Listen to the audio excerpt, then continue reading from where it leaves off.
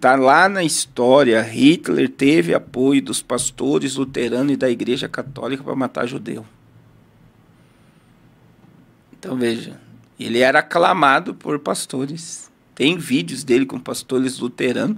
E a teologia de Hitler foi teologia de Lutero, que Lutero pregava que os judeus deveriam ser castigados por ter crucificado Jesus. Hitler se inspirou em Lutero, né? Um escrito de Lutero. E aí imagina, na mente de Lutero para nós é um herói, é a reforma protestante, tal. Mas vê, existia um princípio que foi pego por Hitler para implementar uma guerra contra os judeus. É pesado falar isso aqui, muito pesado. Rapaz, será que eu falo? É muito pesado falar isso aqui, mas pegando esse contexto, você falou aí, há uma parcela de culpa, então, em Lutero pelo Holocausto. Entre aspas, a teologia dele fez com que Hitler tomasse a decisão de que os judeus deviam ser castigados. Como que se eles fossem uma praga, né? Que deveria ser exterminada. Outra coisa, Fábio, que entra... Aí vamos lá, Hitler teve apoio da Igreja Católica e de pastores evangélicos para implantar. O anticristo vai ter apoio da Igreja Católica e evangélica para... Rapaz, é pesado isso aí. Vai ter?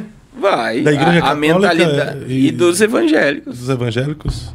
Porque você vê que hoje, eu sempre digo isso, o Lula não quer fechar a igreja. Vai lá na Venezuela ver se Maduro fechou a igreja. Não fechou. Ele comprou os pastores. Não pode falar contra o governo, né? Então, o que ele fez na última eleição lá? Foi lá e ofereceu tinta, ofereceu cadeira, ofereceu som para todas as igrejas. Quer dizer, e os pastores pegaram. E se pegou porque está aliado ao governo. E o que o Lula está tentando fazer? Ele está tentando se alinhar com a igreja, né? Então você vê que existe um monte de ideias que é a mesma. E eu digo assim hoje, eu vou dizer sem medo de errar. Se o anticristo surgisse hoje, 70% das igrejas evangélicas do mundo seriam aliadas a ele. Será, pastor? Por que o senhor afirma isso? Pelo tipo de evangelho que está sendo pregado, que não é mais evangelho. Igreja hoje, infelizmente, é negócio. Não generalizando, né? Não, por isso que eu disse 70%. Sempre teve um remanescente. Ainda existem muitos pastores, principalmente leais à Bíblia, né?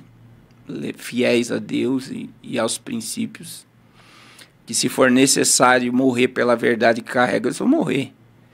Mas a maioria, a hora que chega a pressão, não suporta e se adequa ao sistema. E usa, às vezes, até a Bíblia, né, para se adaptar ao sistema. A Bíblia diz para orar por suas autoridades, ser submisso às suas autoridades. Mas até onde a igreja deve, de fato, ser submisso à autoridade constituída? Até que a autoridade esteja debaixo de um princípio da palavra. Se eu estou num país que não pode pregar o evangelho e Jesus mandou eu pregar, quem que eu vou obedecer? Eu vivo pelo reino e não pelo governo. Mas aí, vale mais a missão do que a vida ou a vida vale mais do que a missão?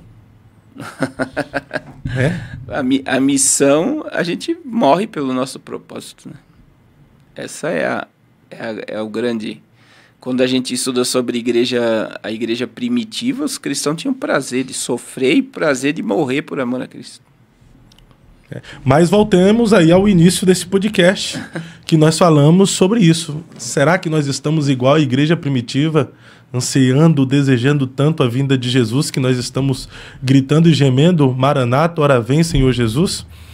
Eu penso, por que os apóstolos tiveram pressa em pregar o evangelho, em anunciar o reino? Em praticamente 30 anos eles evangelizaram o mundo da época, né? Atos dos Apóstolos, capítulo 2... onde desceu o Espírito Santo, Atos dos Apóstolos, capítulo 16 e 17. Quando encontraram Jason, na busca dos apóstolos, encontraram só um novo convertido, Jason, né?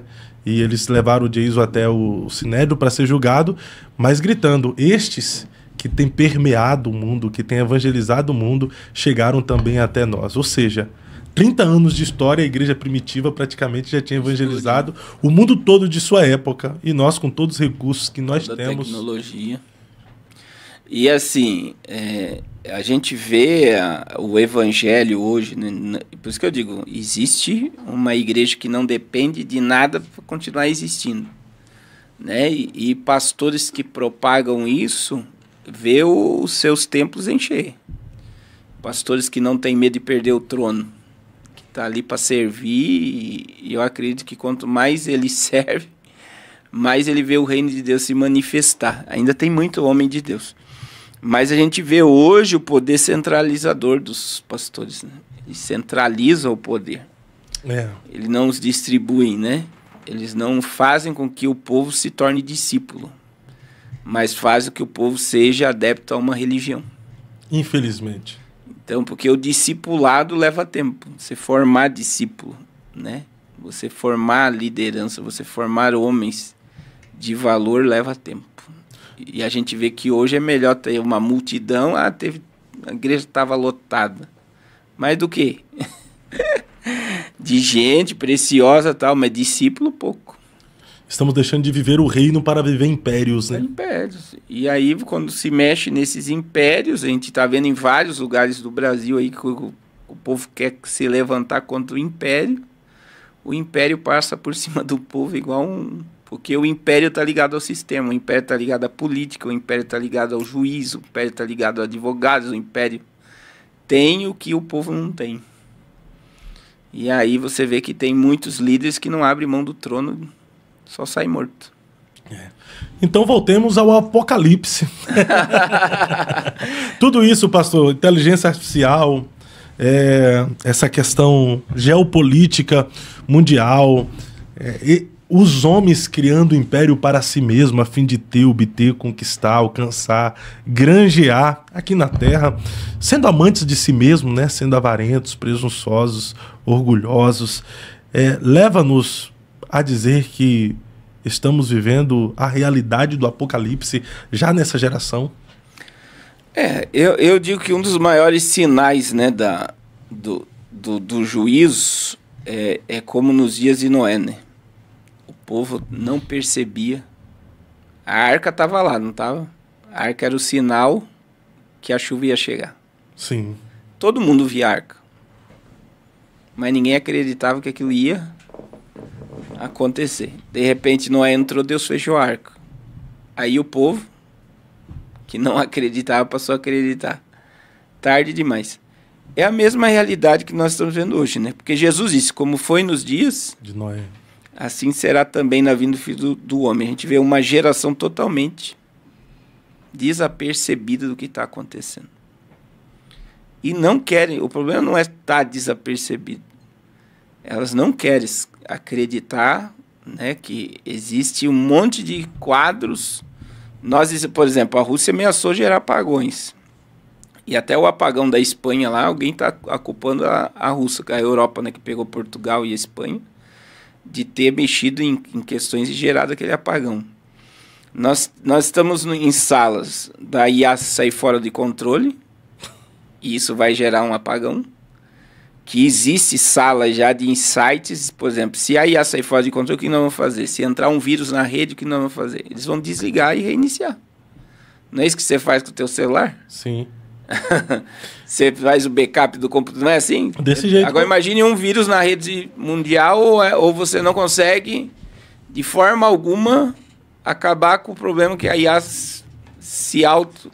eles vão dar um jeito de apagar. E se a IA dar uma doida aí e pegar o dinheiro todo das pessoas que estão no banco, hein? Meu Deus. Tem essa possibilidade de dar uma louca na IA e raspar a grana do pessoal, a grana da gente? Você que tem muita grana no banco aí, pastor. Meu Deus do céu. Misericórdia. Cuidado com a IA. Vou acreditar que isso é uma profecia. Receba, toma posse. O que acontece? Vamos lá, a gente tem um insight de um apagão digital. A gente está com um insight aí, que a Rússia está ameaçando o Reino Unido e a União Europeia, né? Veja, a Alemanha autorizou, os mísseis de longo alcance já foram utilizados, e a Rússia declarou a Alemanha um alvo Por quê? Porque os mísseis de longo alcance da Taurus só o alemão consegue operar. Então, se é um soldado alemão que está operando um míssil contra a Rússia, é a Alemanha que está atacando a Rússia. E aí você vê, a OTAN fez um baita exercício de guerra agora, com mais de 30 navios. O Reino Unido está preparado. Eles mandaram o povo se preparar, né? A União Europeia mandou o povo se preparar na televisão. Nossa. Comprar alimento, lanterna e tal. Pode acontecer alguma coisa. Então, veja, a gente está com um monte de... A América foi ameaçada a ter um ataque como a Ucrânia fez na Rússia agora também. Então, veja, tem um monte de coisa prestes a acontecer. De forma simultânea, né? Simultânea. Aí eu pergunto para você, você conversa com um monte de gente todo dia que você recebe. As pessoas conversam sobre esse assunto. Seja sincero. Não, pastor, infelizmente não. Ninguém sabe nada. Olha a realidade que eu estou falando. A gente pega o teu ciclo de amigos agora, né? A gente está com quase 700 pessoas aqui. Pega 700 pessoas, vamos colocar cada pessoa falando com 5 pessoas. Se elas sabem o que está acontecendo, colapso econômico americano, né? A questão da inteligência artificial se tornar um modelo econômico do mundo. Regulamentação das mídias sociais no mundo. Vamos pegar a coisa mais simples. Pega 5 pessoas e fala, você sabia que o Supremo tá votando para regulamentar as redes sociais? Das 5, se uma te responder que sabe, você tem que levantar um troféu. As pessoas estão no mundo de Narnia. As pessoas querem saber de fofoca, de celebridade. Sim. Agora pergunta se eles estão sabendo do divórcio. Do divórcio do Posé, que saiu como herói da... do MC Pose lá, não é verdade? Que saiu igual o herói da cadeia. Olha o nível do Brasil. Olha a multidão de gente, né?